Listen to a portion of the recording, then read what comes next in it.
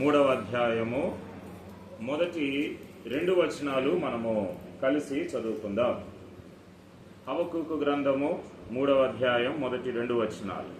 ప్రవక్తయగు హబక్కూకు చేసిన ప్రార్థన వాద్యములతో పాడదగినది. యెహోవా, నిన్ను గూర్చిన వార్త విని నేను భయపడుచున్నాను.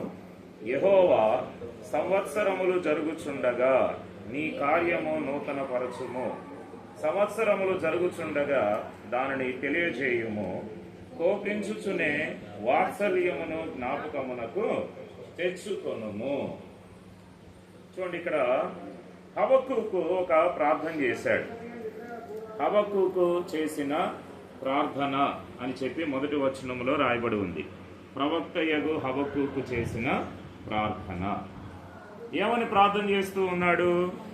యెహోవా, సంవత్సరములు జరుగుచుండగా నీ కార్యము నూతన పరచుము. చూసారా, సంవత్సరములు జరుగుతూ ఉన్నప్పుడు కార్యం ఏం కావాలమ్మా? నూతన పరచబడాలి. మరి నూతన సంవత్సరాన్ని దేవుడు మరి అక్సా జీవితంలో అనుగ్రహించాడు.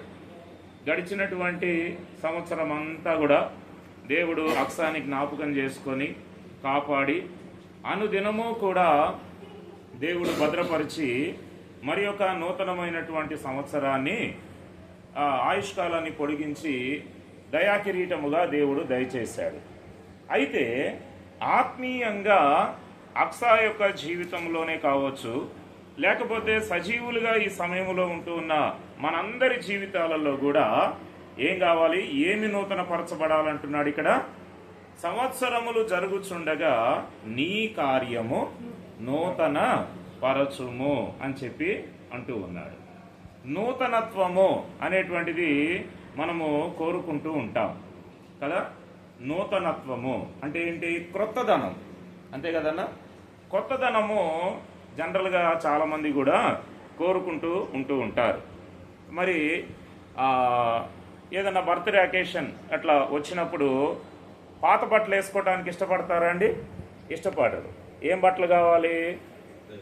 నూతన వస్త్రాలు కదా, కొత్త బట్టలు వేసుకోవటానికి ఇష్టపడతారు.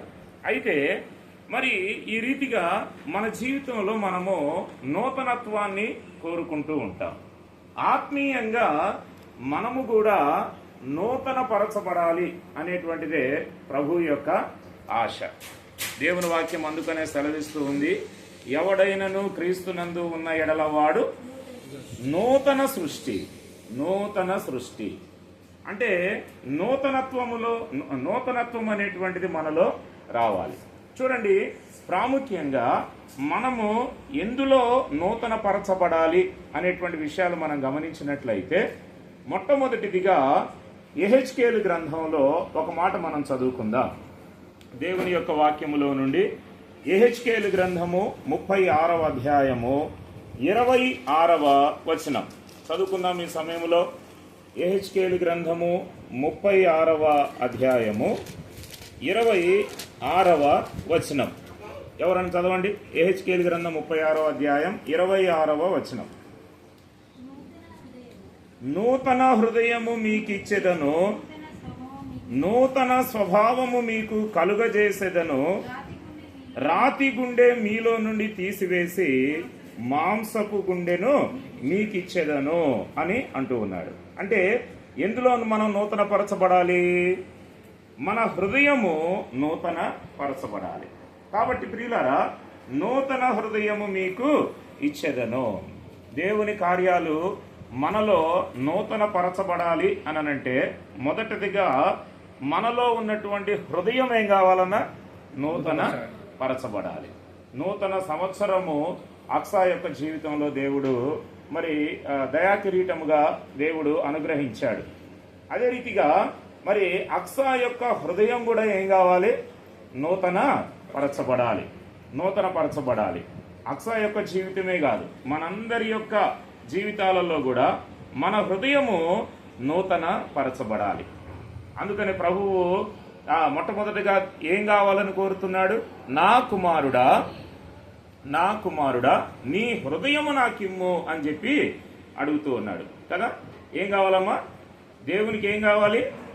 మన హృదయం కావాలి. మరి మనలో ఉన్నటువంటి దేవునికి వ్యతిరేకమైనటువంటి హృదయాన్ని దేవుడు ఏం చేస్తాడు? ఆయన నూతన పరుస్తాడు. క్రీస్తు మరి మన హృదయాన్ని నూతన పరిచేటువంటి దేవుడు. కనుక ప్రియులారా, నూతన హృదయాన్ని దేవుడు మన జీవితంలో అనుగ్రహిస్తూ ఉంటాడు. ఎలా ఆ నూతన హృదయం అనేటువంటిది వస్తుంది అనంటే, ప్రభు అయినటువంటి యేసుక్రీస్తు వారిని మన హృదయంలో ఆహ్వానించుట ద్వారా, ప్రభు అయినటువంటి యేసుక్రీస్తు వారిని మనము స్వంత రక్షకునిగా అంగీకరించుట ద్వారా, ఆయన శిలువ మీద మనందరి కొరకు చేసినటువంటి బలియాగం, శిలువ మీద మనందరి కొరకు చేసినటువంటి త్యాగము మనము గ్రహించి మనం ఆయనను మన స్వంత రక్షకునిగా అంగీకరించుట ద్వారా మన హృదయం ఏమవుతుందమ్మా? నూతన పరచబడుతుంది. కాబట్టి దేవుడు ఏమిస్తానంటున్నాడు? నూతన హృదయము మీకు ఇచ్చేదను అని చెప్పి అంటూ ఉంటున్నాడు. తర్వాత చూడండి, రెండవదిగా మనం గమనించినట్లయితే యెహెజ్కేలు గ్రంథములోనే 18వ అధ్యాయం 31వ వచనంలో, యెహెజ్కేలు గ్రంథం 18వ అధ్యాయం 31వ వచనం, నూతన సంవత్సరము దేవుడు ఇచ్చాడు అని చెప్పి అక్సా విషయంలో మనం అందరం సంతోషిస్తూ ఉంటున్నాము.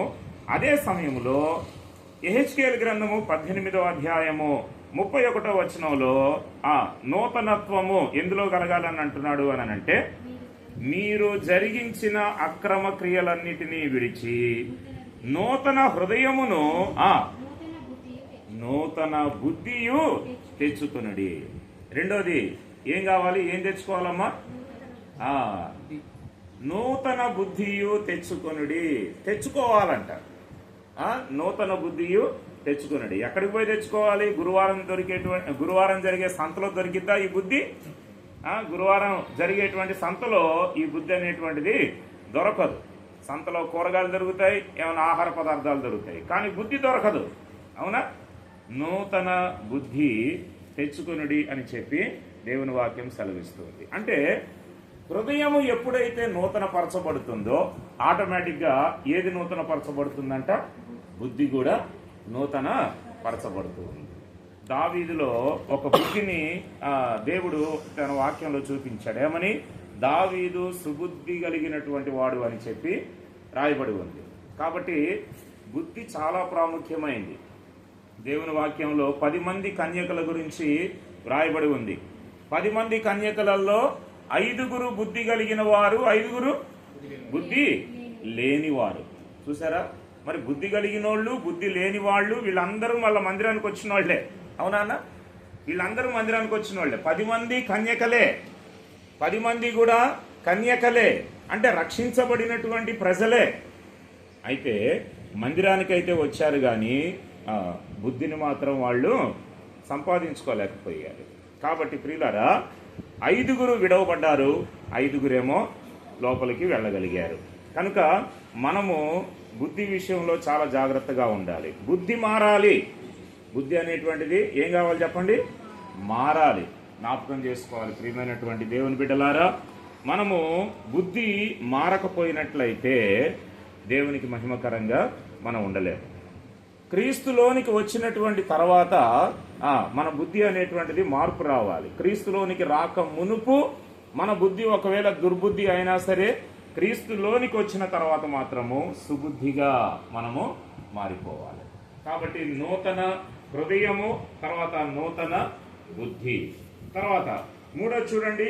మూడవదిగా మనం గమనించినట్లయితే యెషయా గ్రంథం 40వ అధ్యాయం 31వ వచనం. ఇది చెప్పి నేను ముగిస్తాను. యెషయా గ్రంథం 40వ అధ్యాయం 31వ వచనము. యెషయా గ్రంథం 40వ అధ్యాయము 31వ వచనం. చదువు తల్లి. యెహోవా కొరకు ఎదురు చూచువారు నూతన బలము పొందుదురు.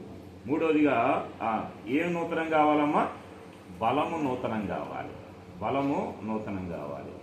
చూడండి, ఎక్కడ దొరుకుతుంది బలము? సంసోను ఎలా సంపాదించుకున్నాడు బలము? ప్రార్థన చేశాడు. ఏమని? దేవా ఈసారి మాత్రమే నన్ను జ్ఞాపకం చేసుకొనుము, ఈసారి మాత్రమే దయచేసి నన్ను బలపరచుము అని చెప్పి సంసోను ప్రార్థన చేస్తే దేవుని దగ్గర ఆ బలాన్ని పొందగలిగినాడు. కనుక ప్రియమైనటువంటి వారులారా, నూతన బలాన్ని మనము పొందుకుంటూ ఉండాలి. గుర్తుపెట్టుకోండి, నూతన సంవత్సరము వస్తూ ఉంటుంది. ప్రతి మానవుని విషయంలో కూడా పాత సంవత్సరము గతించిపోయినప్పుడు నూతన సంవత్సరమును దేవుడు దయాకిరీటముగా దేవుడు అనుగ్రహిస్తూ ఉంటున్నప్పుడు మనం జ్ఞాపకం చేసుకోవాల్సిన విషయం ఏంటి అని అంటే, బర్త్డే అని చెప్పి మనము ఆ భౌతికంగా మనం సంతోషంగా ఉండటం మాత్రమే కాదు, కానీ ఈ 3 విషయాలలో కూడా మనము నూతన పరచబడాలి. ఏమని చెప్పాను? హృదయము నూతన పరచబడాలి. ప్రభు అయినటువంటి యేసుక్రీస్తు వారి యొక్క శిలువ మరణాన్ని అంగీకరించి, శిలువ మరణాన్ని గ్రహించి, యేసు ప్రభువా పాపినైన నన్ను కరుణించుము, నా హృదయంలో రా ప్రభువా అని చెప్పి ఎప్పుడైతే హృదయంలోనికి మనము ప్రభువుని ఆహ్వానిస్తామో అప్పుడు మన హృదయము నూతన పరచబడుతుంది. హృదయము నూతన పరచబడినప్పుడు రెండవది బుద్ధి కూడా నూతన పరచబడుతుంది. దేవుడు ఆ తర్వాత నూతనమైనటువంటి బలాన్ని కూడా దేవుడు మనకి అనుగ్రహిస్తాడు.